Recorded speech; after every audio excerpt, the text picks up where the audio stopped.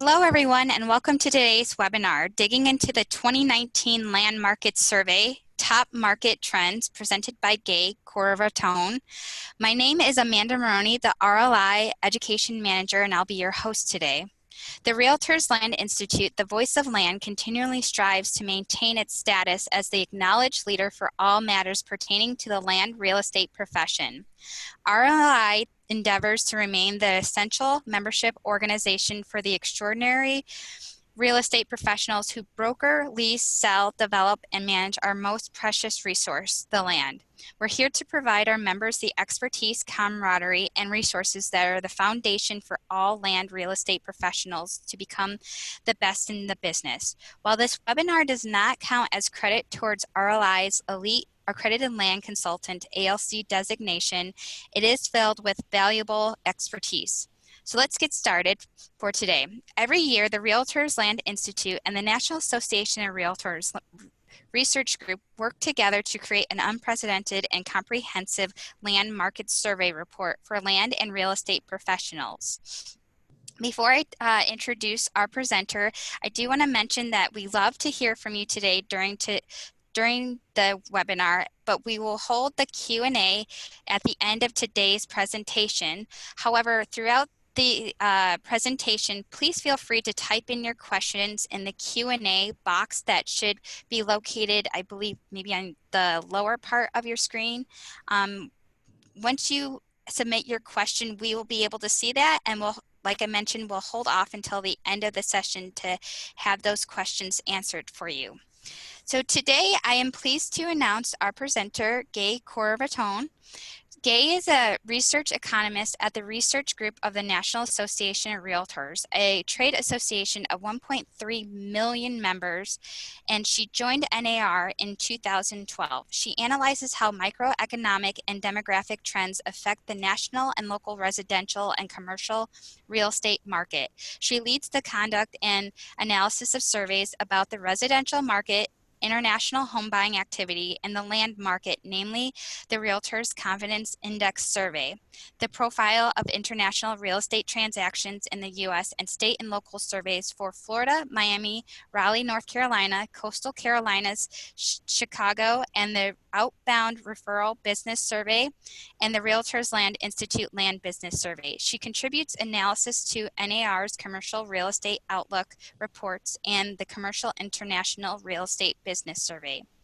So once again, thank you, Gay, for coming on today, presenting. And now I'll go ahead and turn it over to you. Thank you, Amanda, and good afternoon to all our webinar participants there. I'm really pleased to be here with you today. This is the second year that we have conducted this webinar, but this is actually the fifth year of collaboration. I'm doing the math here. Fifth year of collaboration with RLI because we started the survey way back in 2014. So let me go ahead and start with the presentation. Oops.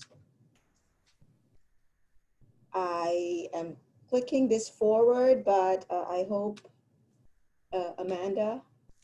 Yes. It's not moving forward. Okay, let's see.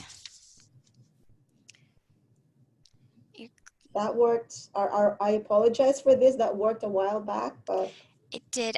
Just 1 second, guys, while we get this going. Should allow you to work. Let's see. Give me just 1 second. I'm gonna try this again. If you can let me, okay.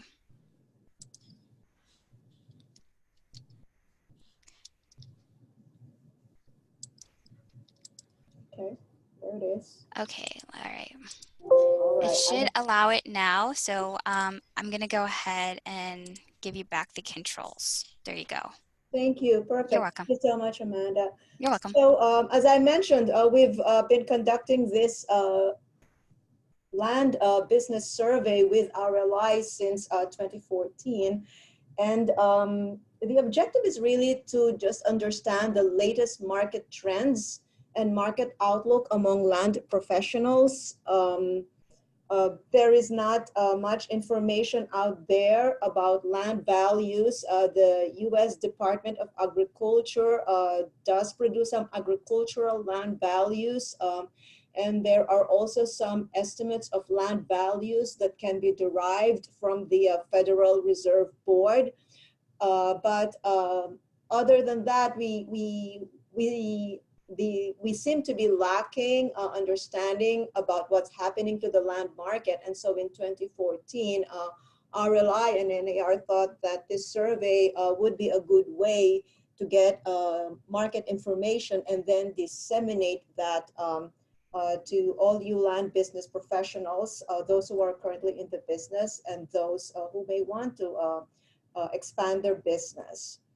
So just a brief background on the method for this study. We sent the survey out to about 5,000, RLI sent the survey out to about 1,300 RLI members and about 5,500 non-member agents who are engaged in land transactions. And of those, we were able to gather responses from 826.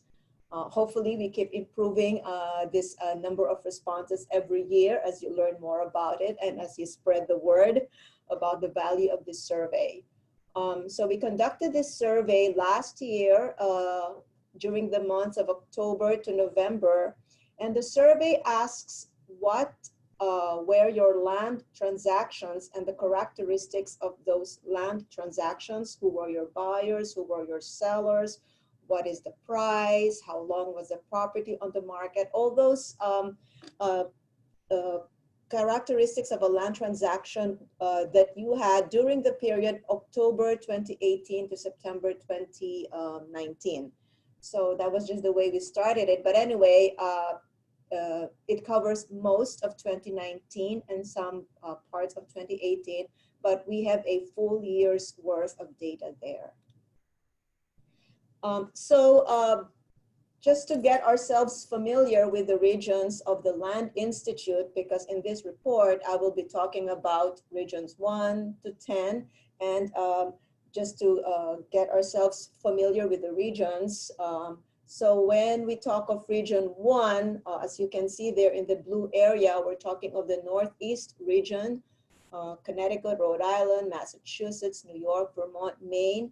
And then as you move counterclockwise, you hit region 2, which include the Maryland, West Virginia, Ohio, Michigan area. Region 3 would be the pink one with North Dakota, South Dakota, Minnesota. Then we go out to the mountain region of the West for region 4. The Washington, Oregon, Montana, Idaho area. Region 5 would just be 2 states, California and Nevada. Then region 6 would be the areas of Arizona, New Mexico. You see them there. Region 8 is Texas and Oklahoma. And then region 9 would be the Delta regions, including Louisiana, up all the way to Kentucky. And then region 10 would include Virginia, North Carolina, all the way to Florida. So those are regions, keep them in mind. So they're just, you know, we go counterclockwise as you try to visualize this map in your mind as I go through the presentation and make some references about land characteristics for these regions. So, and so let me get my map. So we had, as I said, about 826 respondents, a bit more than what we had last year, 809 respondents. And hopefully we get more every year. But most of the respondents came from region 6, 7, 8, 9, and 10. Nearly 3 out of 4 respondents were from that area. And I would think this represents, of course, the distribution of members of RLI and also NAR and all the respondents who answered this survey. So again, region 6 would be the area of Wyoming, Utah, Colorado, Arizona, New Mexico. Region 7 would be Oklahoma and Texas. Region 8, Region 7 is Nebraska, Iowa, Kansas, Missouri, Illinois, Indiana. 8 is Oklahoma and Texas. 9 is Arkansas, Louisiana, Mississippi, Alabama, Tennessee, Kentucky. And Region 10 will be the states from Virginia down to Florida. Virginia, North Carolina, South Carolina, Georgia, and Florida. So that is the distribution of respondents that we have.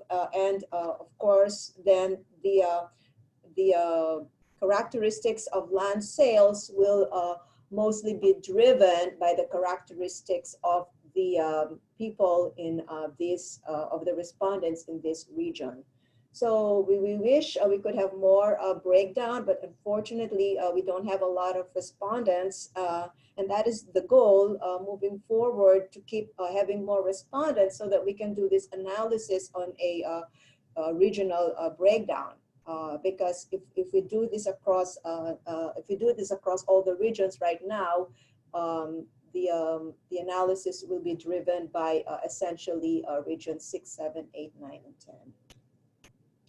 In terms of the affiliations of respondents, nearly half are members of the REALTORS Land Institute, and 80% are also members of NAR. And by the way, respondents could choose many professional memberships. Let's start with the economic environment. And you know, we always like to analyze what is the context in which land sales are being conducted. What is the economic environment out there? Because the economic environment will determine the incomes of people, the land prices, how much they can buy, and how much they can sell. You know, I don't need to go into that, but let's take a look at the economic growth for the United States. So we've had 10 years of growth, but that slowed in 2019. So as of 2019 Q3, economic growth slowed to 2.1%. We're not, it is still good news. It's just a moderated growth, but you know, given that we've been having 10 years of expansion, this is actually a very good news. And what did cause that growth to slow down is primarily the decline in investor confidence, and also the weaker global economic growth. And what drove the decline in global economic growth was primarily the decline in growth or deceleration in growth from China. So since 2015, China has been experiencing slower growth. They're trying to restructure their economy from one that is heavily driven by government spending to one that is driven by private sector spending. They're also tightening the regulations on bank lending, state bank lending. And you know, this is good because you don't want a financial system that is very risky, but at the same time, it does slow down the growth of China from about 10%, which they've had before, to about something like 6%. And at the same time, we had these heightened trade tensions between the US and China, and that also affected their exports and their imports. And with you know, the global economy, we've also seen a slowdown in the economies of Germany, because Germany also exports cars to China. And then we've seen some slowdown in the Canadian economy because China imports oil from the world, and Canada is a major producer of oil. So, you know, with the global integration, you know, the slowdown in China, the trade tensions, and local specific factors such as the change in the political transition that is happening in Latin America is also impacting growth.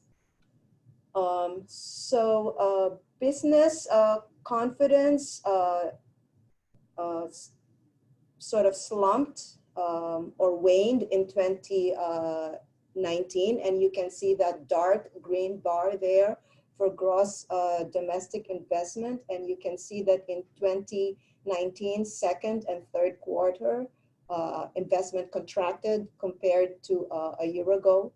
So by the way, 2019 Q3 is the latest data that we have. So some people are saying, in fact, that the US economy is already in a recession if you just look at investment growth. But that is investment, but most of the big chunk of the economy, about nearly 70%, is private consumer spending, consumers, and they are still spending strongly, 3.2%, and that is because of strong job growth. The economy continues to generate about 2 million jobs per year.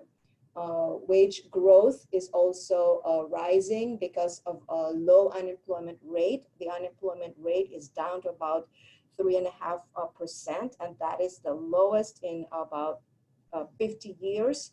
So consumers are still spending strongly, and that offset the decline in gross domestic investment, and that's why you still saw the economy growing by about 2% in 2019. Well, one other economic engine of growth that declined in 2019 was exports and imports, and I've already alluded to this with the slowdown in global economic growth and also the heightened trade tensions between the US and China. Exports contracted in the second quarter. They did come back in the third quarter, but in terms of growth rate, you can see that that growth rate is much slower than what we've had since, I would say, practically for most of 2010 through 2019.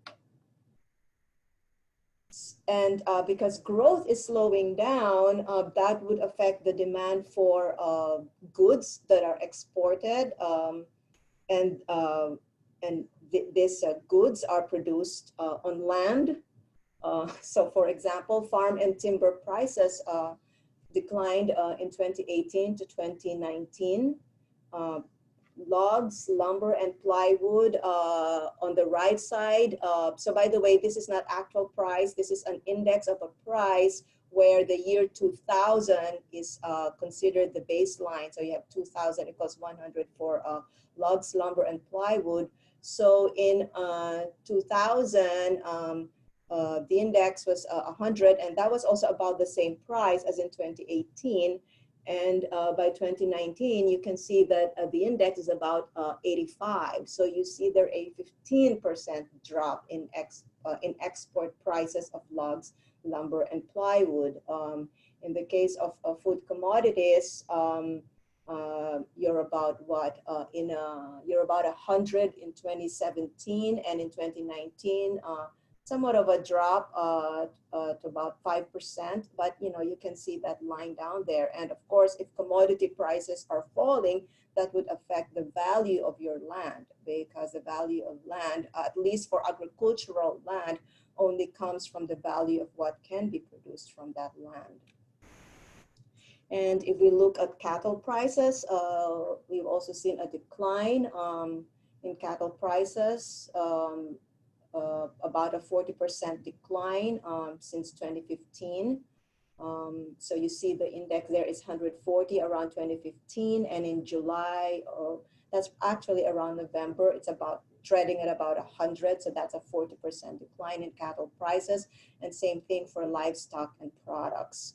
So that the decline in prices, as I said, will affect the income and the revenues that can be generated from those agricultural lands, and that will affect land prices.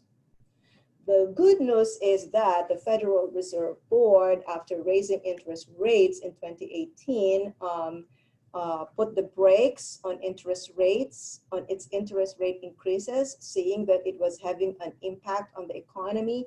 And so in 2019, it reversed that policy and in fact lowered interest rates by about 75 basis points, which means 0.75% or nearly 1%.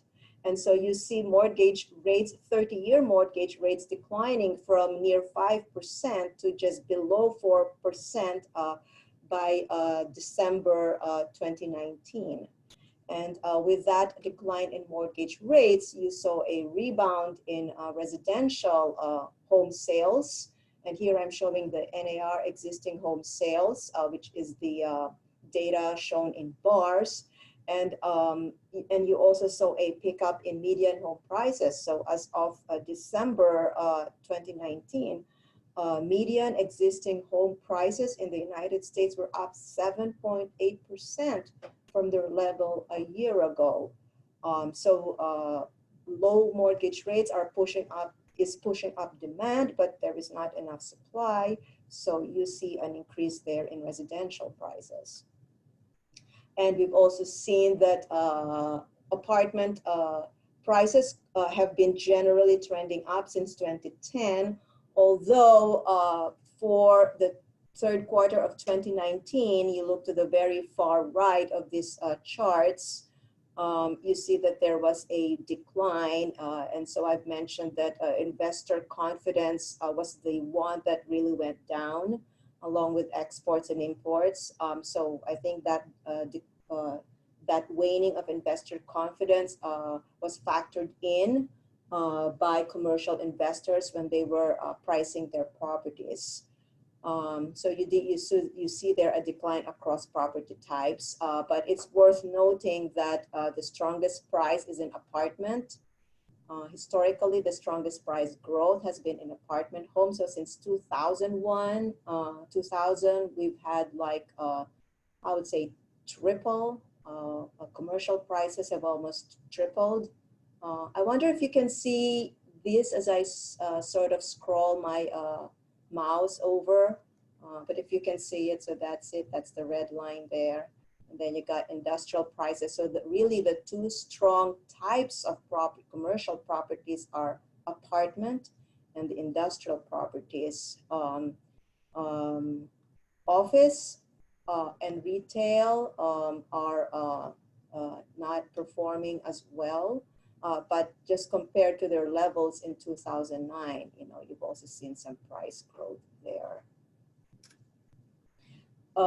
And so given that overall background, how are our members, the REALTORS Land Institute members and the Realtors are performing?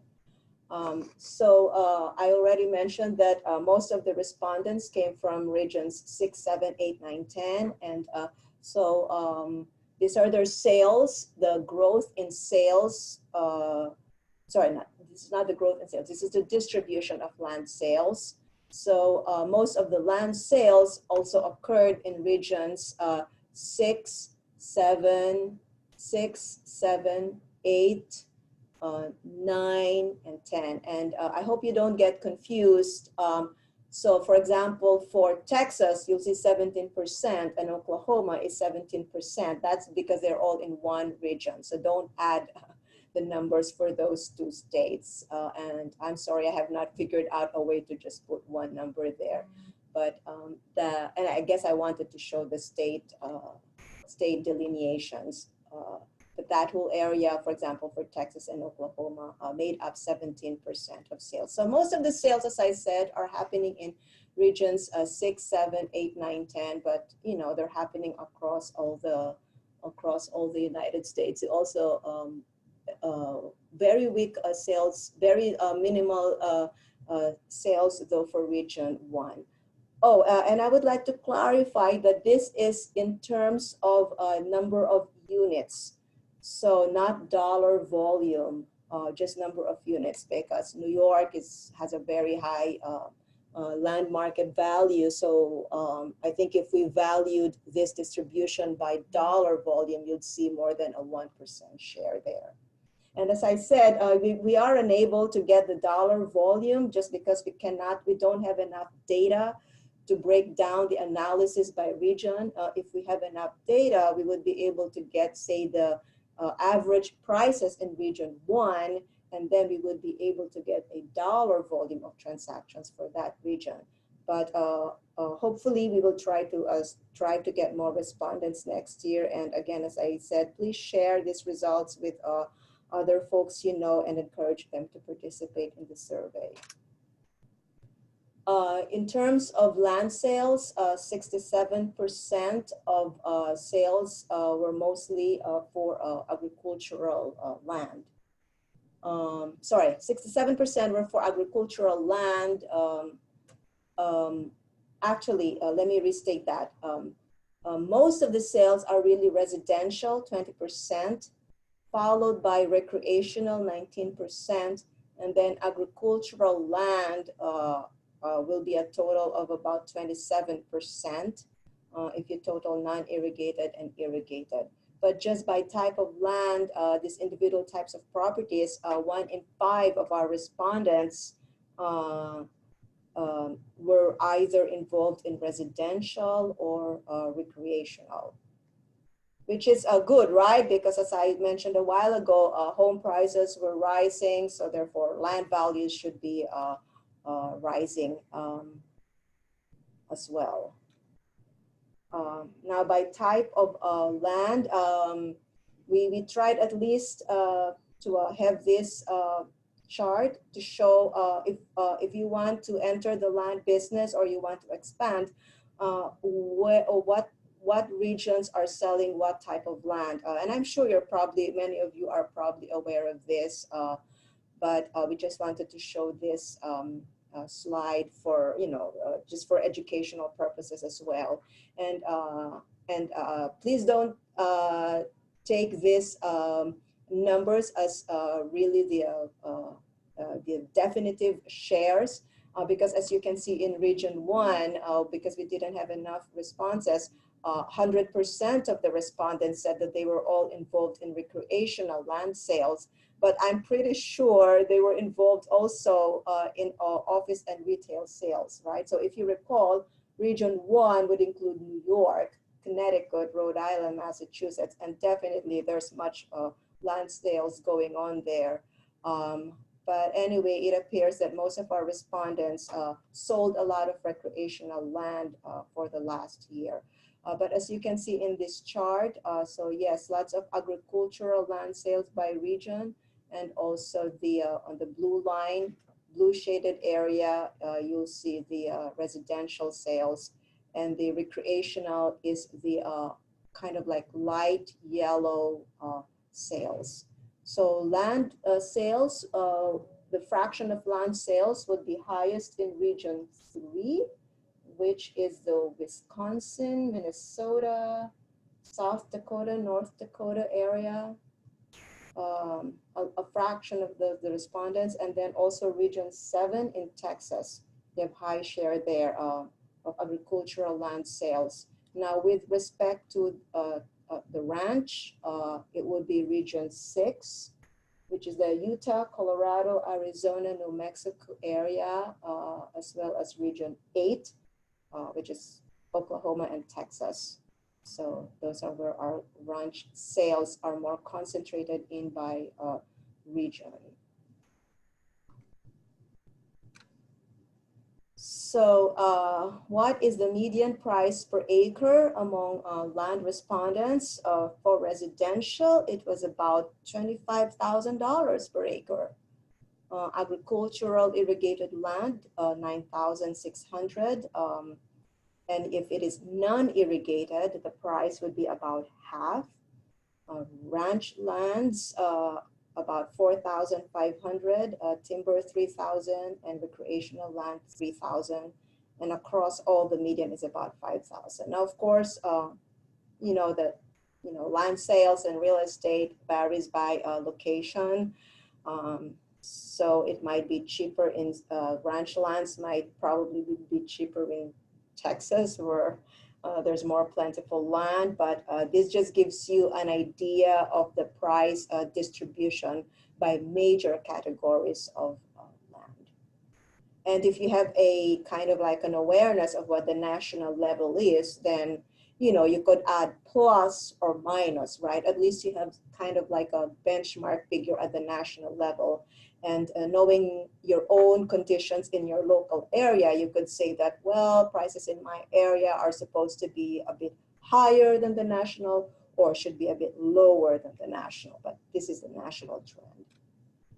The median acres, the smallest would be residential at 3 acres, and the largest would be the non-irrigated lands at 140 acres. Recreational, which are lands for campsites, are about 80 acres. So again, this is national data, but it provides you a reference, a baseline reference, and from your own local knowledge of your own market area, you could have kind of an adjustment of plus or minus in terms of the acreage of what to expect if you are going to be buying or if you're going to be buying land or the kinds of land that are being marketed out there. And I did try to also estimate the typical transaction value. And this is just really multiplying the median acres times the average land price. And so if you were to buy an acre of land for agriculture irrigated land, that's about $1 million. Given the typical size that our realtors and respondents typically sell, $1 million per transaction for an agriculture irrigated land, $770,000 for non-irrigated land, recreational about $250,000, ranch $380,000. And for residential, because you have small acreage, the land value there is $75,000. And this is also data on the time to sell a property, a land asset. So for timber, it typically takes selling timber land takes the longest time. 230 days. Ranch is about a year, half a year, right? And the shortest time is irrigated land. So it's easy to sell agriculture irrigated land. So if you're selling land and you need to take into account how much length of time your seller has to wait, so this would give you an idea. 42% of land sales are mostly equity or all cash. So owner financing is still the primary source of land financing, and then followed by debt financing. So 1031 exchanges make up 14%, and seller financing about 8%. So half of buyers just put up cash.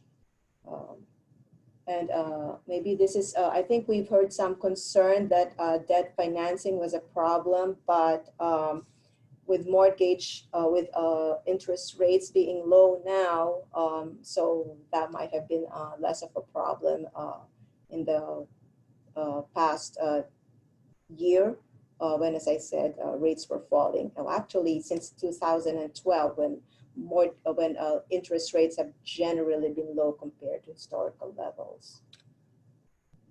Okay, so then we ask, I guess initially I would often start with this slide, but I wanted first to give an overview of the land market. So I started with those other slides, but this is the one sort of that gets kind of like the attention because the previous slides shows more the institutional characteristics of the land market, whereas this shows what's happening with respect to prices and sales. So according to our respondents, they had an increase in their dollar sales volume.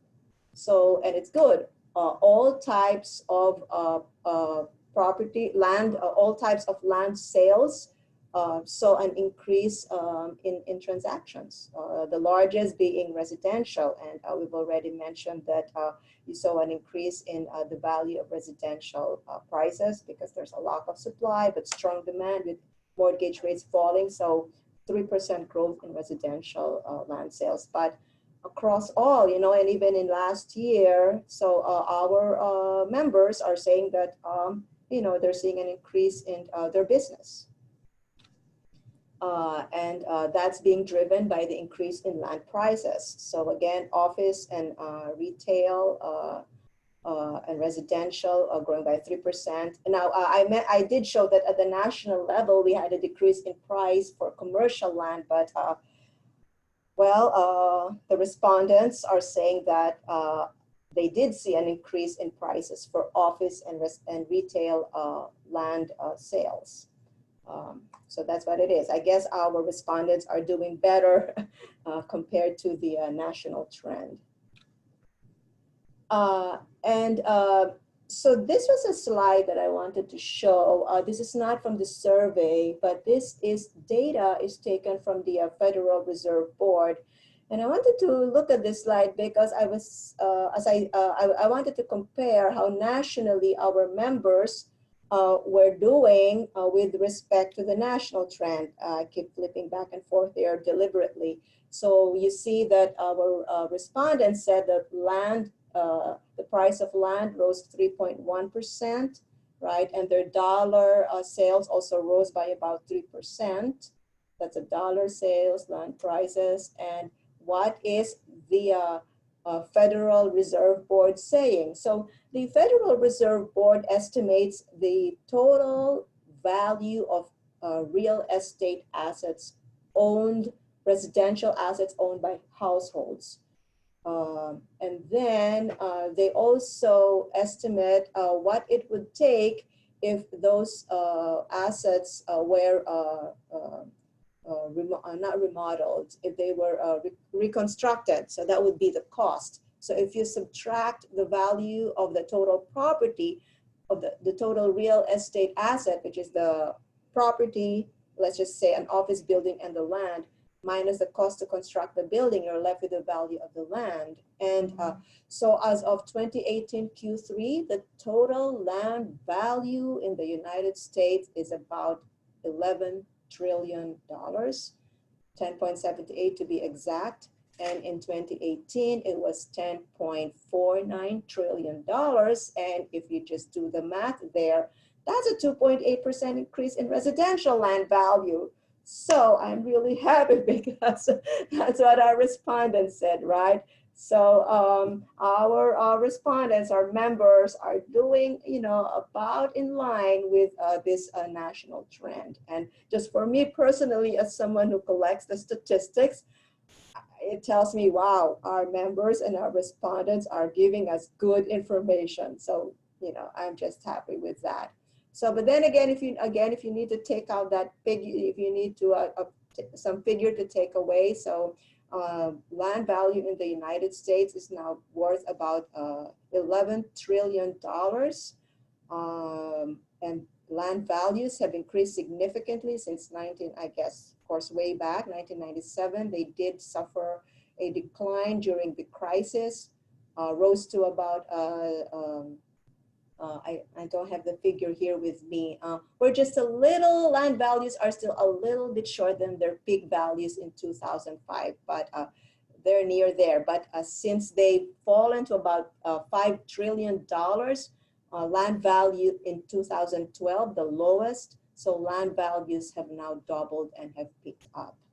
So this is the first time that I'm presenting this data and I'm presenting this chart. So yeah, this is good data. And I think we'll show this in the report. This was not in the report, but I think RLI will also probably share this PowerPoint so you can get this data from this PowerPoint. And then this is just a slide also that was taken from the Harvard Center for Harvard Joint Center for Housing Studies. And they've gotten this data from the Federal Housing Finance Agency. So just recently, FHFA also started just calculating land values. So we actually were one of the very first to start looking at this issue in 2014, but they have more detailed data from their own, property level data, and they're able to estimate the change in land values by census tracts. And I did not also show this in the report, and I think I will be using this and showing this also in next year's report, just to supplement and complement the results that we get from our survey. But you can see here from the Federal Housing Finance Agency data that most of the increase in land values is coming from the counties here in Florida, as well as in California, and what is this, New Mexico? Let me get my map. Arizona, sorry, California, Arizona, Washington, Oregon, and every time you see red, what the red means is that land prices have increased by anywhere from 50 to 99%. And then in the blue areas, these are places where land values have declined. But strong growth in Florida, Texas, Oklahoma, Carolina, Colorado, Utah. And I guess these are related to, well, this is residential land. So these are also the areas where we have seen a significant ramp up in home prices because there's not enough supply there. And we also have zoning issues in this area, especially California, and that is raising the price of land. So it's good for sellers, good for business in a sense, but this is not something that is sustainable, because if you have high land prices, you have high property prices, and that affects affordability for home buyers. Now let me go to a slide on, oh my gosh, I'm running out of time now. For farm prices, this is just data that I'll show. So farm values have increased. This is data from USDA. So you can see that there was also a slight increase in farm values there, and they're saying 1%. So that's about also what we're getting from our members and our respondents. So again, I'm very happy that you guys are giving us results that are consistent with national trends. I need to hurry up now, but this is just also, again, the increase in prices by state. Again, California, Florida, the Iowa actually decreased, but these are the farm estate values by state. Cropland is also rising, and also average pasture land. Okay, so what is the outlook? Well, our respondents were very optimistic. They're saying that they'll continue to see sustained growth in land prices. Residential will continue to be the top performer of nearly 3%, as well as industrial. So those are really the two properties where land sales are rising. And the demand for industrial land is related to the demand for e-commerce, and e-commerce is just booming with 500 billion in sales. There's a lot of demand for warehouses and flex properties. So that's why you guys are all very optimistic about the price trend there. Sales outlook, same thing. Agriculture, industrial 2.3, and timber probably not much, because as you've seen, there was a slump in timber prices, but it's still positive. You're seeing a recovery there. Issues affecting land transactions, I've sort of touched on this. So zoning are issues, and so that was causing the increase in price of land. But of course, this will also affect new development, new land development. Financing is an issue, and I showed a while ago that almost 40% of transactions were cash. So somehow you guys are saying that obtaining financing is difficult. Zoning regulations have become more difficult in the past year. Half of respondents said that. And there are other issues affecting land transactions, such as impact fees, labor costs, of course, flood insurance, fire insurance, water rights, and then this migration from other states, which is pushing land prices. I think here the respondents were talking more about the long-term effect of the affordability crisis on transactions, because if people can't afford it, can't afford the price, you can't have a sale. So, and there's some other data on listing platforms and market sources of information. MLS is a major source. Platforms, MLS, and RPR is 33%. You're using RPR, that's good. And among the proprietary ones would be LookNet and CoStar.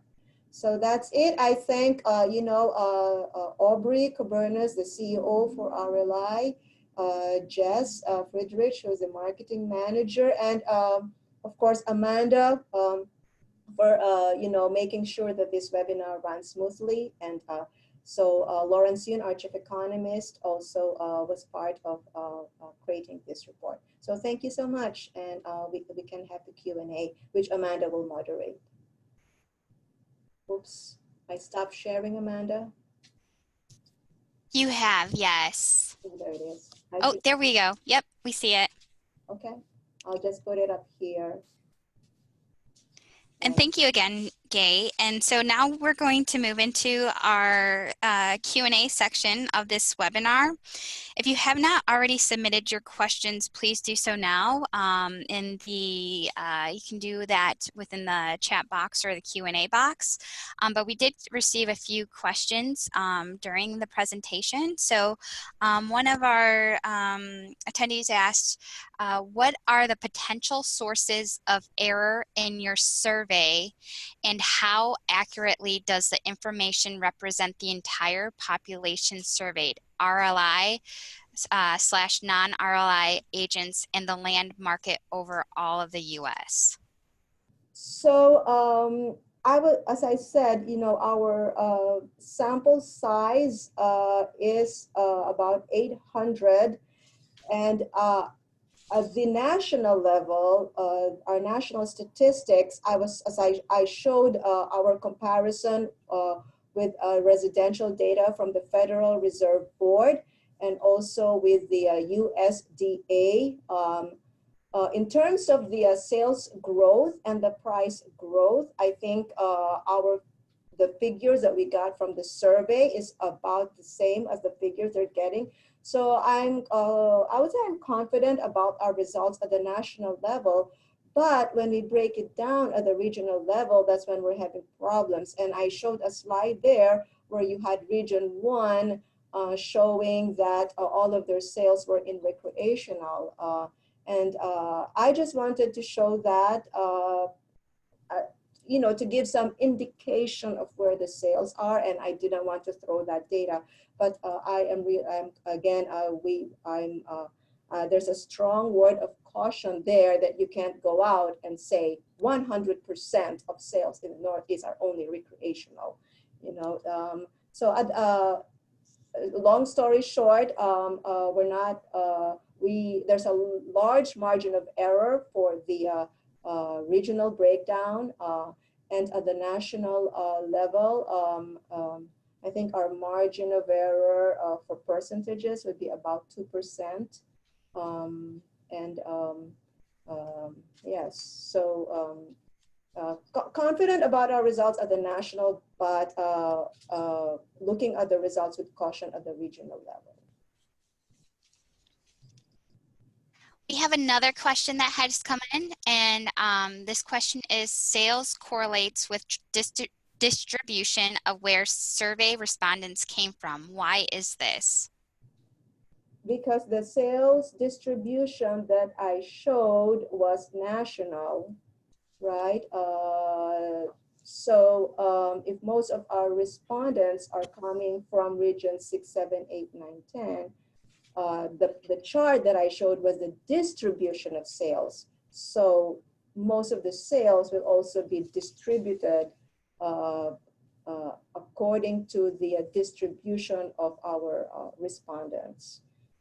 If that will change, say next year we will have more respondents from another region, or just say hypothetically, right, we are going to change the regions for the RLI, then we will also see a change in the distribution of sales nationally, because this is distribution of sales nationally. So think about it. If your population is 50% male, 50% female, and you do a sample, you would expect more or less that, you know, your sample will also be 50-50. Thank you, Gay. Are there any other questions that anyone has? If so, please feel free to go ahead and submit your questions through the chat function. Also, Gay, I believe you might have mentioned this during your presentation. Will it be okay to distribute the PowerPoint slides to the attendees? Yes, yes. Okay, okay. Yes. And this has more information than what I had in the report. okay, wonderful. And with that being said, I will email the copy of the PowerPoint out to everyone after today's session. And I forgot to mention this earlier. We are recording today's webinar. And so you can catch the recording, which will be available on our website. It should be up by tomorrow afternoon. There's a section in our website called RLI Webinar Archive page, and that is where it will be housed. So just letting you guys know, if you guys want to catch up on the recording, it will be available tomorrow afternoon. Yes, and I'm not sure, Amanda, if I had my email address in there in the slide, but it is scorroraton@nar.realtor. And please feel free to email me if you have any questions about the survey, questions about the data, or you may be looking for information about land market data and suggestions about how to improve the survey. So, you know, we just want to improve this survey. We just want to give great information to our members. So please feel free to email me or Amanda or anyone from the REALTORS Land Institute. Oh, we just got another question, Gay. That one of our attendees has asked, do you have any specific definition for land such as acreage and where the land is? A specific definition for acreage. I'm not sure what that means. It's acres. How many acres? I guess when we ask the question, we say, how many, what was the size of the land that you sold? And then they'll give us data on how many acres, and then we get the median acres. Did I answer that? I'm not exactly sure why they're asking about the definition of acreage. But that's how we got it. So there's a question in the survey that says, on the most recent property land that you sold, and we only had to ask about the most recent land because the survey would be too long if we ask all about your transactions. And so we ask about the most recent one, and then statistically, because it can be any size, right? So the number of responses would form a random sample, and from there we calculate the median acres. I hope I answered the question.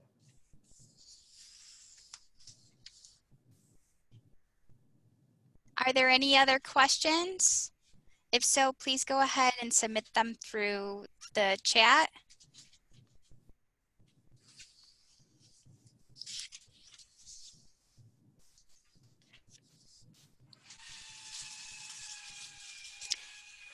If there's no more questions for today, we will wrap up today's webinar. And as Gay mentioned, if you have any additional questions, feel free to email her. I will also send you all a follow-up email with a copy of the PowerPoint slides. And in that email, I'll also provide Gay's contact information.